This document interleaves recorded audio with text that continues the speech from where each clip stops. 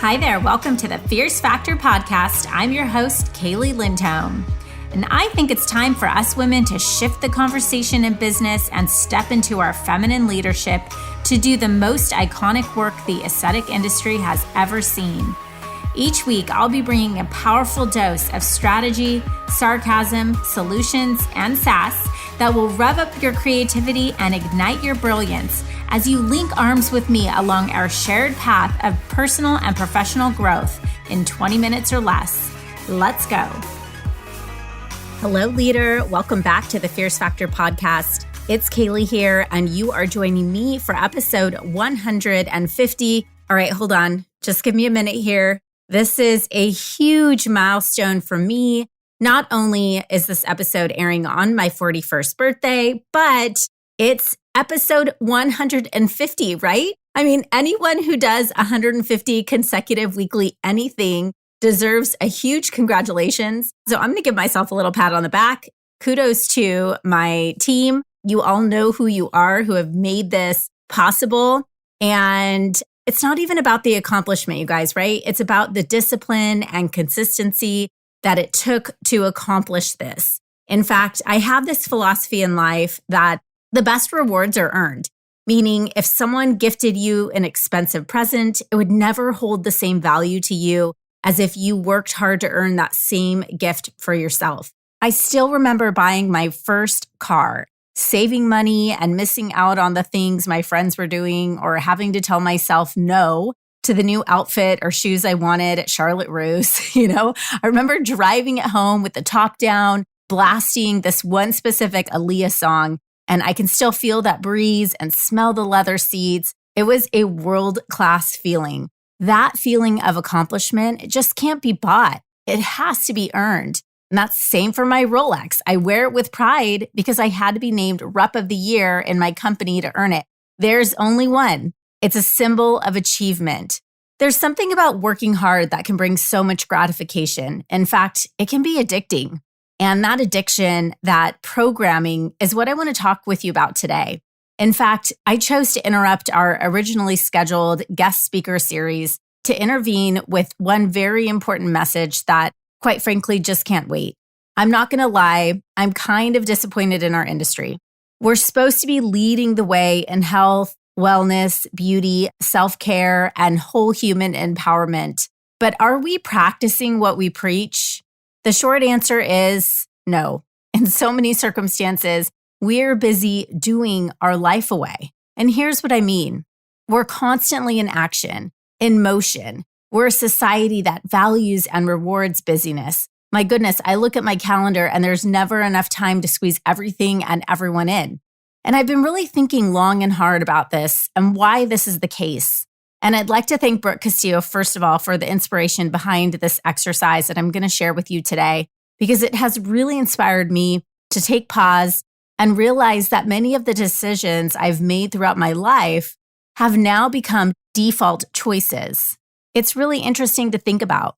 I was at brunch for a girlfriend's birthday this past weekend, and one of the women at the table was talking about how expensive colleges are these days. Her daughter applied and was accepted to 2 very prestigious private universities. She was even offered a $20,000 a year scholarship, but that still left her with $80,000 a year to fund for her daughter's education. And she was asking, at what point is that worth it when she doesn't really know with 100% certainty that an education of that expense is necessarily a better investment than a UC school or even 2 years in junior college? And then the woman across the table from her said, exactly, my niece went to school in Boston, a sweet investment in multiple hundreds of thousands of dollars, and then decided during her junior year that she wanted to switch majors from pre-med to French. So she ended up studying abroad in France and basking in experiential education on the dime of her Ivy League degree. I mean, can you imagine?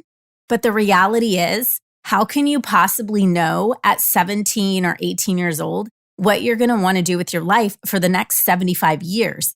And we kind of accept this when it comes to college, right? We do our best to earn a degree or start on a path, and that path may change, and it often does.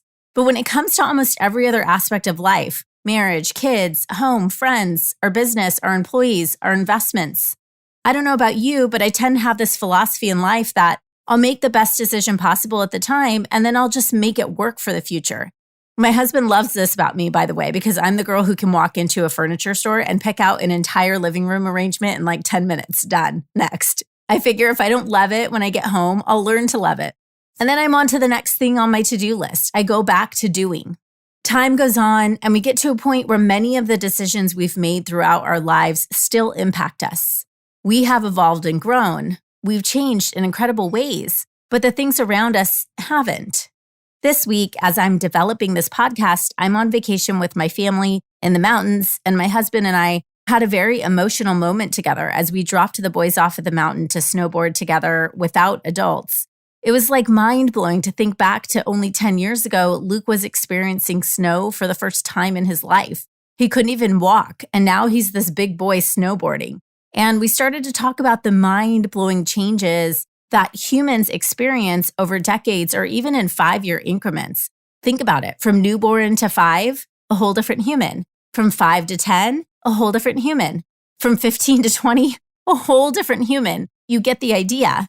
But guess what? I'll bet as an adult, when you think back to 5 years ago, you can admit that you're significantly further along than you thought you would be. But you don't really feel a whole lot different as a person. You kind of feel the same, with a few more wrinkles and a slower metabolism. Am I right? So why is that? Does our development slow down? I've thought a lot about this, and I've learned a lot working with business owners early in their careers and then when they're more seasoned. The creativity changes. The risk-taking changes. The flexibility and adaptability changes. As we mature, we become less willing to fail and make fun of ourselves. And we stop exploring newness because our quote unquote plate is full. It's full of passive or default commitments that we made over years and years of choices that still take presence in our lives. Essentially, we have changed, but the things around us haven't. So today I want to offer a challenge to you to take a moment to become more intentional about the things you're doing every single day. To, in essence, redecide on the life you have. Think about the things in your life that are default. For example, your relationships. What if you hit the reset button and you had to re-choose the people you have in your life, all of them? Who would you pick first? And how would you be with them? Maybe you'd realize that there are people in your life that you wouldn't recommit yourself to. Or maybe there are people you would absolutely have in your life, but you would reimagine the type of relationship or interactions that you have with them. Now, what if we did the same exercise for our behaviors? What are some of the things that you would continue doing? Maybe working out or learning a new language or skill or going on hikes or vacations. Maybe there's something new you've integrated into your life that you'd like to have more time for. What would you do more of? And what would you stop doing? Maybe it's a bad habit or the way you overbook your schedule or passively say yes to too many things. Things that are holding you back from actually accomplishing your real goals. Think of your home.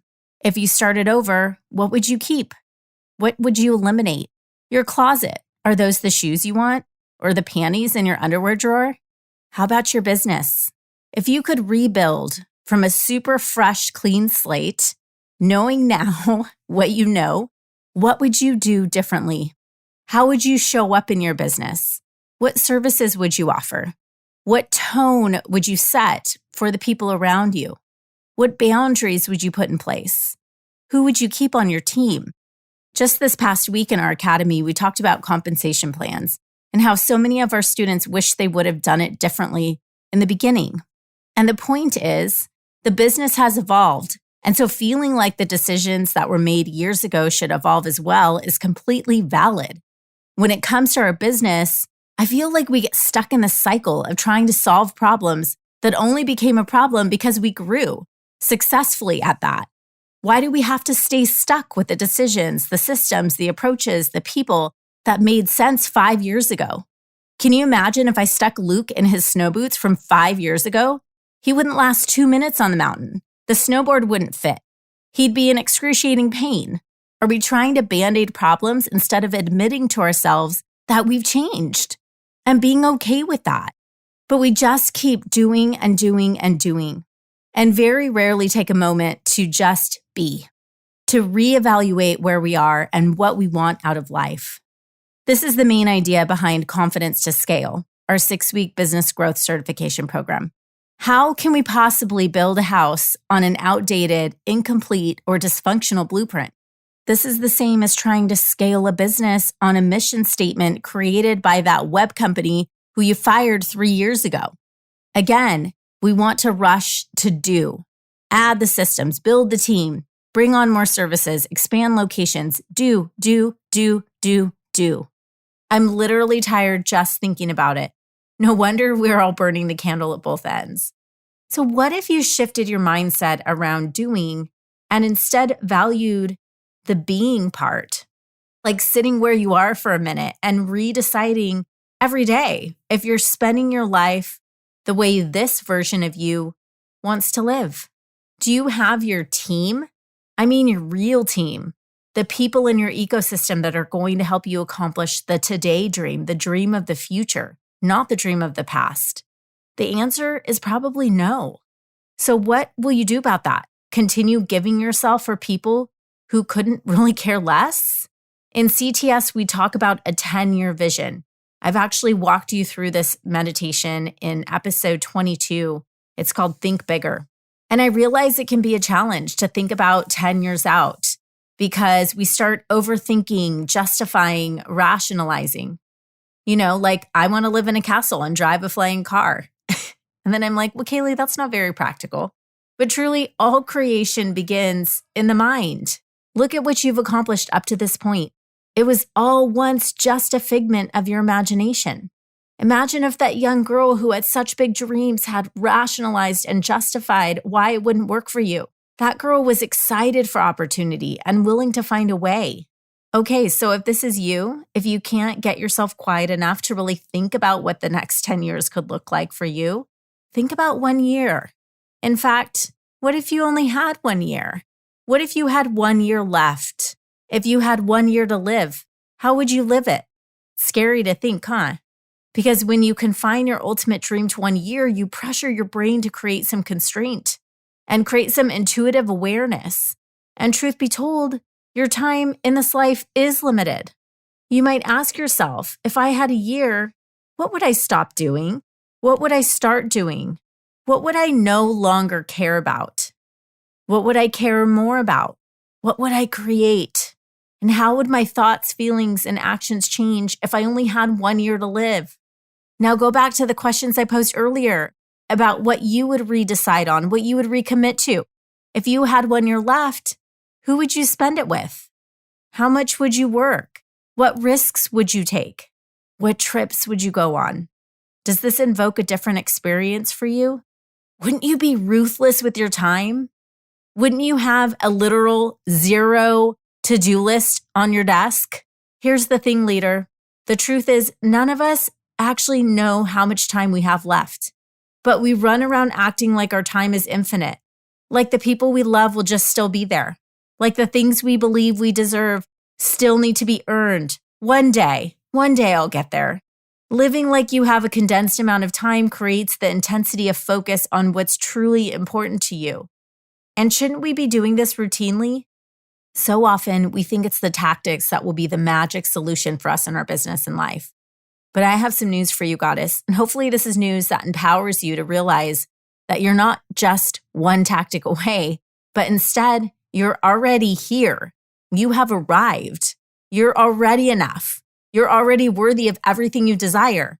You just need to eliminate the default circumstances in your life that made sense when you said yes to them, but don't anymore today. The reason scaling your business starts first with your confidence is that regardless of how massive your business becomes, if it doesn't align with your today self, your truest life, it will never be enough.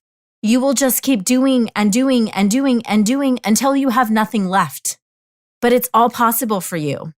It's all possible, but it's going to take one empowered stop, and that is gifting yourself this exercise, thinking about where you want to be, joining me in my Confidence to Scale program, taking a moment to recalibrate, refocus, and redecide on who, what, when, and where you want to take this next level. The abundance that is readily available to you may just blow your mind beyond belief, but you have to believe it. My wish for you is that you savor every moment of life, the good and the bad, and that you're able to fulfill your mission with a deep sense of purpose, peace, and joy, not just have a mission that's stuffed in a drawer somewhere. Take a few minutes this week to think about where you're headed, and if there's some old baggage that you could just use some help lifting, right? Some cleaning out of the closet, let me help you. Go head over to klcconsultants.com/scale. Check out Confidence to Scale. Get in our programming. Get the help. And remember, your time is limited. So choose it wisely, Queen. That's all I have for you today. Happy birthday to me. And thank you, because there's nobody I'd rather be with today than with you. Thank you for tuning in. I hope you feel inspired to really think about the doing in your life versus the being and where you want to go. I will chat with you same place, same time next week. Take care.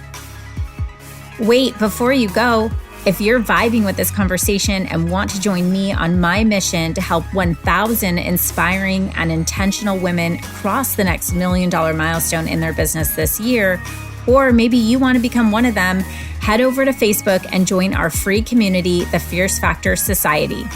Over there, we are taking this conversation to an elevated level. Get access to resource guides, podcast supplements, and guideposts, direct communication with me and my expert team, and of course, a society of fierce women making big moves and disrupting the status quo in aesthetics and wellness. You can link directly through the show notes or head to Facebook and search up the Fierce Factor Society. See you there, goddess.